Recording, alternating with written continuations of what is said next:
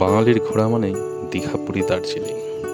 তো দীঘাপুরি এর আগে ঘোরা থাকলেও দার্জিলিং কখনো যাওয়া হয়নি, তাই সেই পিপাসা মেটাতে, একঘেয়ে জীবনে কিছুটা বৈচিত্র্য আনতে বউকে বগলদাবা করে কলকাতা স্টেশন থেকে হলদিবাড়ি সুপারফাস্ট এক্সপ্রেস ধরে বেরিয়ে পড়লাম দার্জিলিংয়ের উদ্দেশ্যে।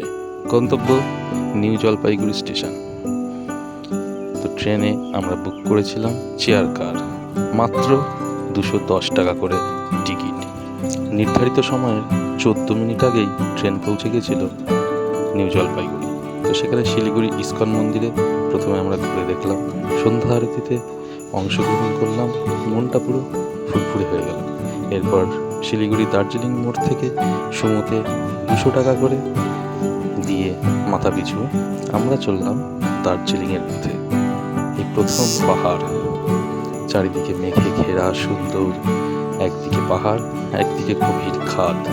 এই দেখতে দেখতেই আমরা আস্তে আস্তে এগিয়ে চললাম দার্জিলিংয়ের দিকে। পাহাড়ের রানীর সৌন্দর্যে এতটাই অভিভূত হয়ে গেছিলাম যে সব ভিডিও করার কথা মাথাতেও আসেনি। বিভোর হয়ে দেখছিলাম পাহাড়ের রানীর সৌন্দর্য। রাস্তার চড়াই উতরাই ও কিছুটা জ্যামকে পেছনে ফেলে পাহাড়ের গা বেয়ে নেমে আসা চায়ের বাগান দেখতে দেখতে কার্শিয়াং পার করে আমরা আস্তে আস্তে 2 থেকে 2.5 ঘন্টার মধ্যেই পৌঁছে গেছিলাম সেই স্বপ্নের শহর পাহাড়ের রানী দার্জিলিং। সবুজ পাহাড় ভেদ করে ভেসে আসা ঠান্ডা নীল হাওয়া চোখে আর মনে নেশা ধরিয়ে দিচ্ছে। এত সুন্দর প্রকৃতি, এত সুন্দর, যেহেতু প্রথমবার গেছি নেশা তো লাগবেই। এমনি এমনি কি আর বলা হয় দার্জিলিংকে পাহাড়ের রানী। দার্জিলিং পৌঁছতে ম্যাল থেকে মাত্র 700 মিটার দূরে অবস্থিত দ্য গোল্ডেন লিফ হোটেলে চেক ইন করে আমরা কোনো রকমে ফ্রেশ হয়ে ড্রেস চেঞ্জ করে বেরিয়ে পড়েছিলাম বাতাসিয়া লুপের দিকে। হ্যাঁ, এই সেই বাতাসিয়া লুপ, যেখান থেকে পুরো দার্জিলিং শহরটার একটা 360 ডিগ্রি ভিউ পাওয়া যায়। আর পাওয়া যায় এখানকার নেপালি পোশাক। মাত্র 50 টাকার বিনিময়ে রিমু কিন্তু সেই নেপালি পোশাকটা পরে নিয়েছিল। খুব সুন্দর লাগছিল। চারিদিকে অনেককেই এখন ড্রেস পরে ঘুরতে দেখা গেছিল। আমি পরিনি, কিন্তু ও পরেছিল, ওর খুব শখ ছিল এটা পরার, তাই পরতে দিলাম। খুব সুন্দর লাগছিল এই বাতাসিয়া লুপ থেকে।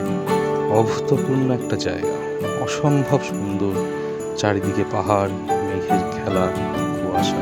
তো ওখান থেকে বেরিয়ে আমরা খেয়ে নিলাম মোমোস নিলাম, আর একটু নতুন কিছু ট্রাই করার জন্য নিয়েছিলাম থুকপাটা খুব একটা ভালো না লাগলেও খেয়েছিলাম। এরপর চলে আসলাম আমরা দার্জিলিং ম্যালে চা খেয়ে দার্জিলিং ম্যালের ঠিক ডান দিক দিয়ে রাস্তাটা ধরে আমরা মহাকাল মার্কেট পার করে চলে গেছিলাম মহাকাল মন্দিরের পথে। অনেকটা চড়াই রাস্তা, উঠতে বেশ কষ্টই হচ্ছিল, ধুম লেগে যাচ্ছিল, বারবার হাঁপিয়ে যাচ্ছিলাম। কিন্তু বাবা মহাকালের নাম নিয়ে আমরা এগিয়ে চলেছিলাম মন্দিরের দিকে।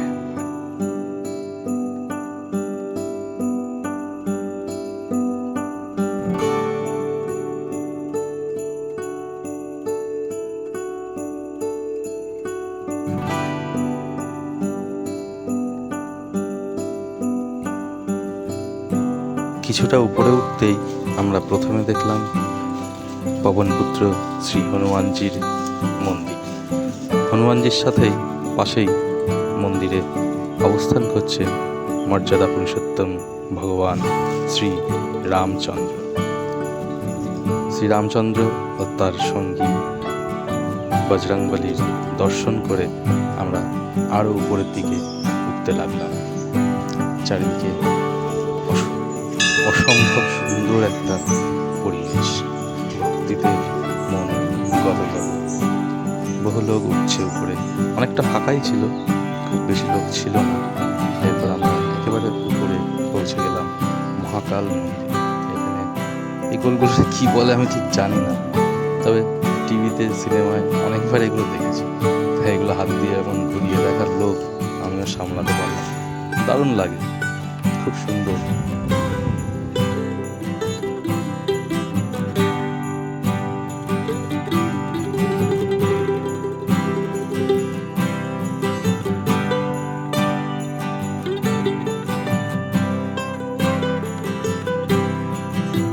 মন্দির থেকে নামার সময়ও চারিদিকে মেঘে ঢাকা পাহাড়ের একটা সুন্দর ভিউ পাওয়া যায়।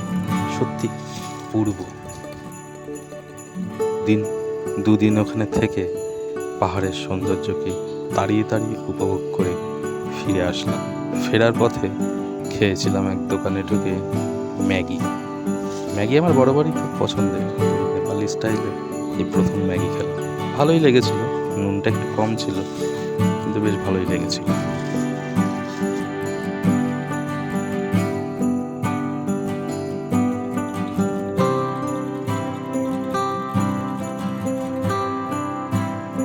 খাওয়া দাওয়া সেরে দার্জিলিংয়ের রাস্তার জ্যাম, টয় ট্রেন, ঘুম স্টেশন দেখতে দেখতে এবার ফেরার পালা।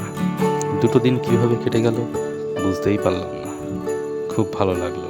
পাকা ইউটিউবার নই যে ট্রাভেল ভিডিও একদম পুঙ্খানুপুঙ্খভাবে আপনাদের সামনে তুলে ধরবো, তাই যেটুকু পেরেছি টুকটাক ভিডিও করে। অ্যাকচুয়ালি সব ভিডিও করার কথা মনেও থাকে না। আস্তে আস্তে এভাবে ফেরার সময় কিন্তু সুমোতে 250 টাকা করে নিয়েছিল। কিন্তু যারা এখনও দার্জিলিং যাননি তাদের কাছে বলছি, এই সৌন্দর্য কিন্তু মিস করবেন না। একবার যান, ঘুরে আসুন পাহাড়ের রানীর কোল থেকে। পাহাড়ের রাস্তার ধারে একটা ছোট্ট চায়ের দোকানে বসে চায়ের কাপে চুমুক দিতে দিতে ভেবে দেখুন জীবন কোথায়।